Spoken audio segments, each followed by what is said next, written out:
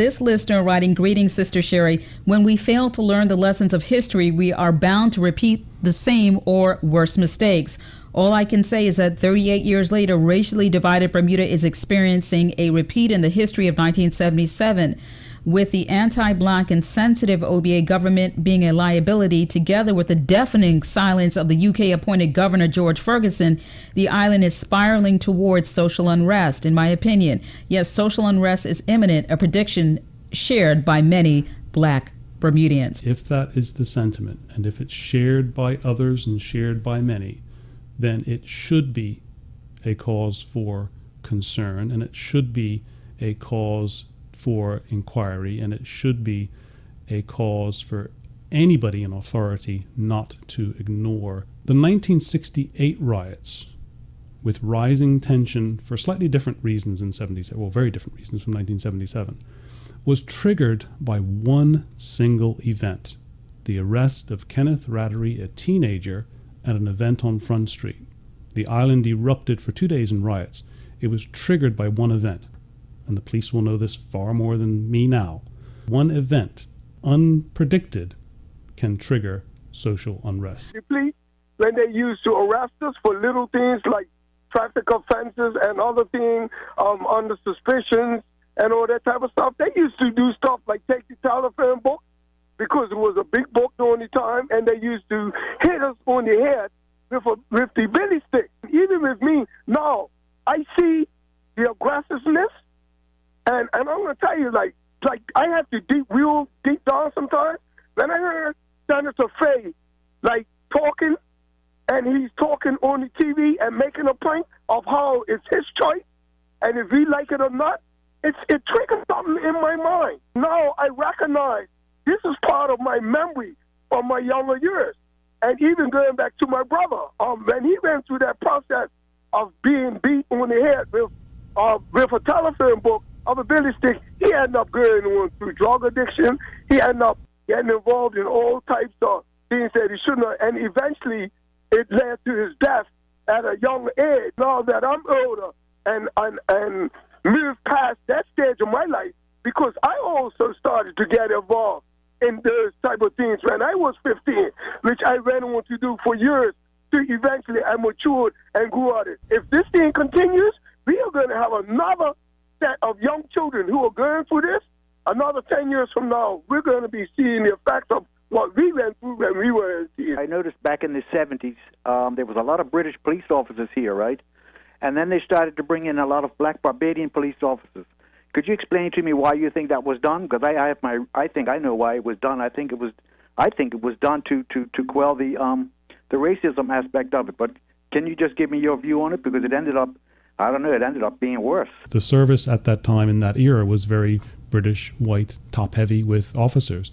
And the successive commission reports were critical of some aspects of the British officers.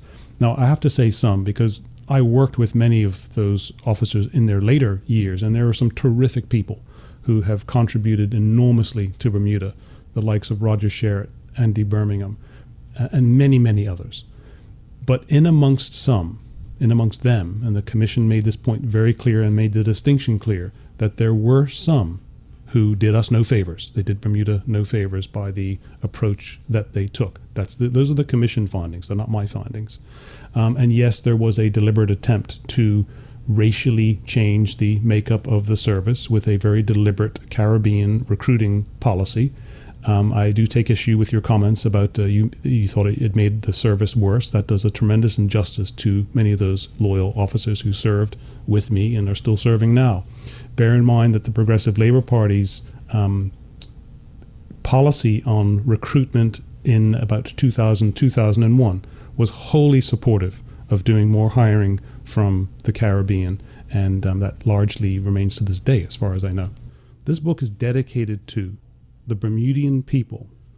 Never forget the path taken and have resolve for the path ahead. And to me, it is that simple. Is have a clear understanding of where you've been and why, and have a clear mission, vision to how you can improve your community and your society. But you have to understand what the underlying issues are.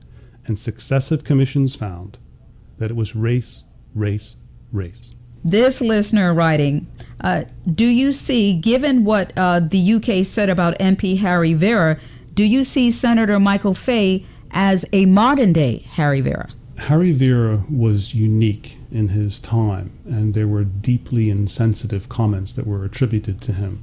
The deputy governor ended up calling him a rogue elephant in an official FCO piece of correspondence. Your listeners may remember that he was actually, I think he's probably the only former cabinet minister that I can think of off the top of my head that has a criminal conviction for firearms. He was convicted in the early... His daughter actually turned him in, if my memory serves me correctly. Convicted in the early 1990s, and it was actually the person sitting with you, Sherrie, today who went to Harry's house and recovered that firearm. I was the investigating officer for that.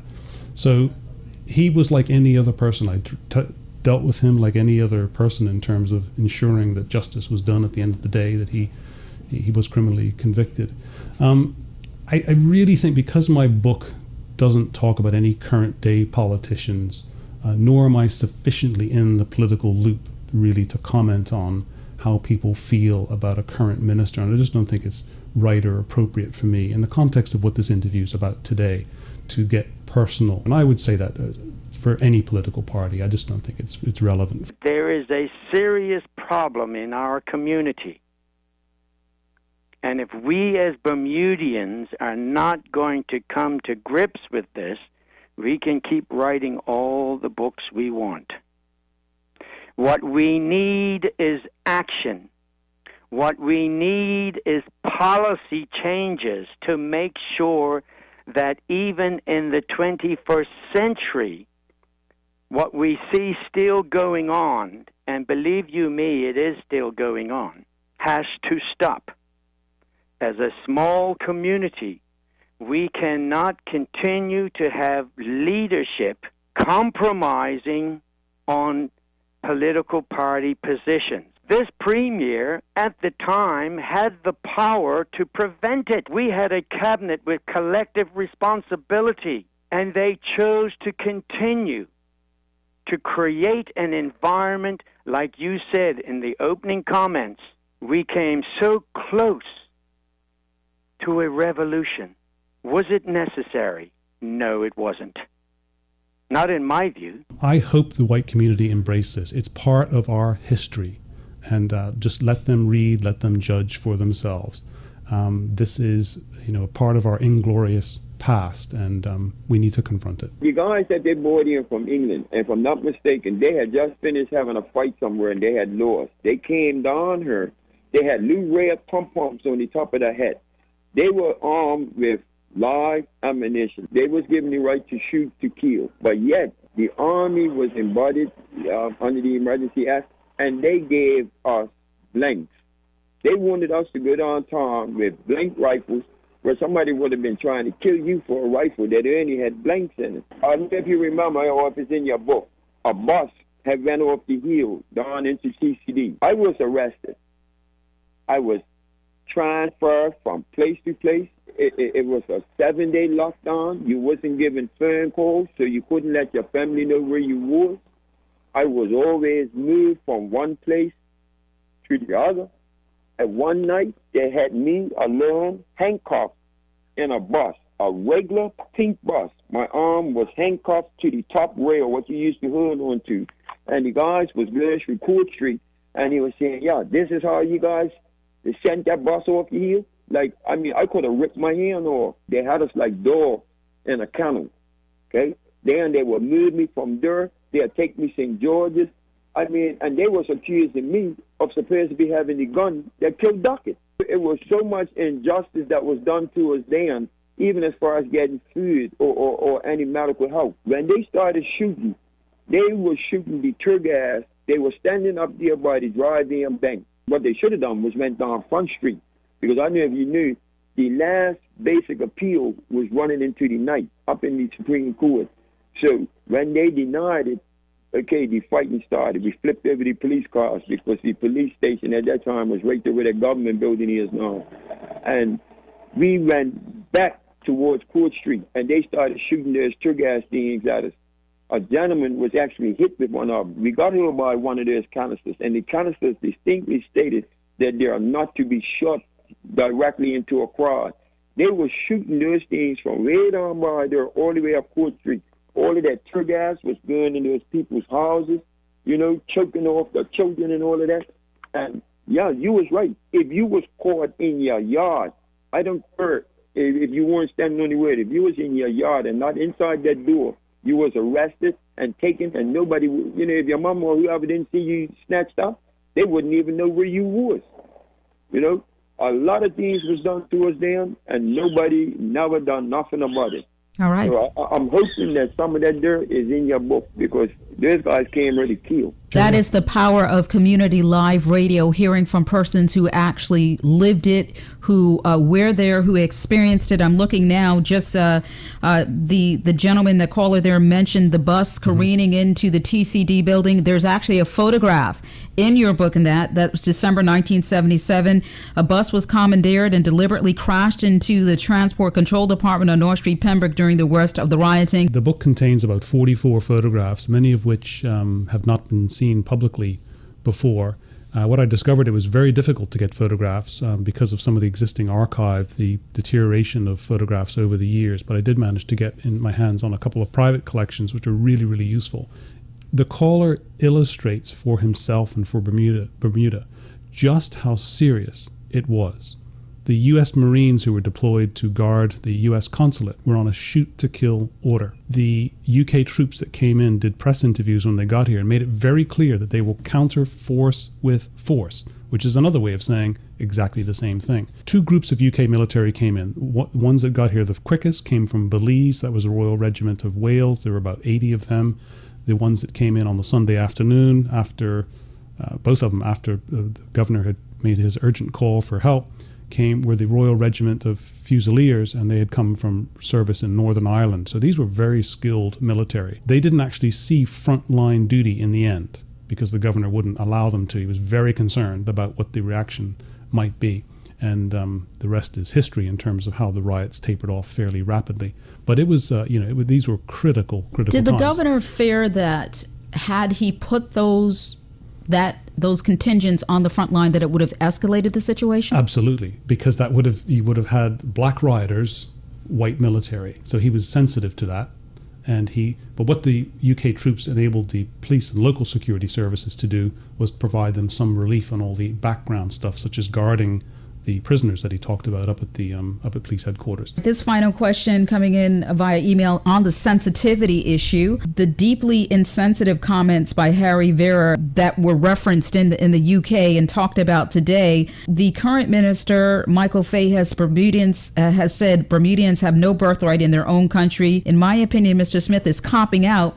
What Minister Fay is doing and his insensitivity is the atmosphere that led to the events in Island Flames.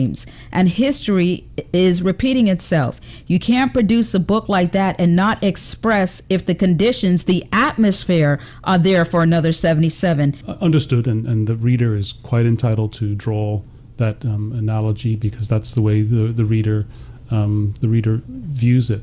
I don't want to get drawn into the current personalities, because that's not the issue for the book. The issue for the book is the era in which we lived in then. The Harry Vera incident, which I know you asked about, is just one very tiny portion. He was not the cause of anything other than it was symbolic of what the issue was at that time. And if the listener draws that same analogy now, then the reader's entitled to do that. I guess I'll leave the listeners with where I started at the beginning, and some of the impetus for writing the book was to capture a period in our history that had not been captured before, the time when Bermuda came closest it did to a revolution. If this helps in some small way to educate, particularly Bermuda's young, because we've heard from a lot of callers today who lived it, who saw it, who witnessed it, and were caught up in it. It was really for an aid to some of the younger generation to better understand the context of the Bermuda that they have inherited from that very troubled and violent 1960s and 1970s. Thank you so much, Sherrie, for graciously hosting this interview. Here's Luciano urging us to never forget your roots.